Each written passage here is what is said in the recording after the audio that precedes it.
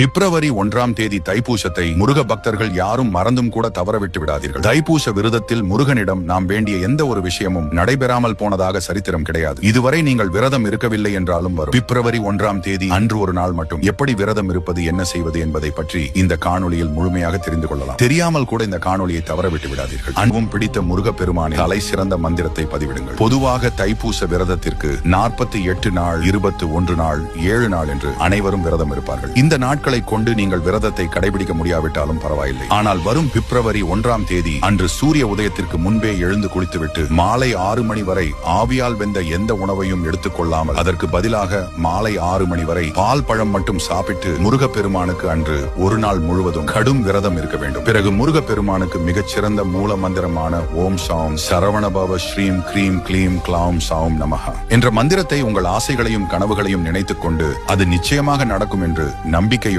இந்த மந்திரத்தை 108 முறை சொல்லி முருகப்பெருமானிடம் மனதார வேண்டிக் கொள்ளுங்கள். பிறகு அன்று மாலை முருகப்பெருமானுக்கு நெய் வைத்தியமாக வைத்த சர்க்கரை பொங்கல், வடை, பாயாசம் போன்றவற்றை உங்கள் வீட்டில் முருகன் வடிவில் குழந்தைகள் இருந்தால் அவர்களுக்கு ஊட்டிவிட்டு நீங்கள் அதை உட்கொண்டு விரதத்தை முடித்துக் கொள்ள வேண்டும். மிக நம்பிக்கையுடன் இந்த விரதத்தை தொடங்குங்கள். நிச்சயம் நீங்கள் நினைச்சது அனைத்தும் வெற்றியில் முடியும். உடனடியாக இந்த புனித தகவலை அனைவருக்கும் பகிருங்கள். ஒரு நல்ல விஷயத்தை அனைவரும் தெரிந்து கொள்ளட்டும்.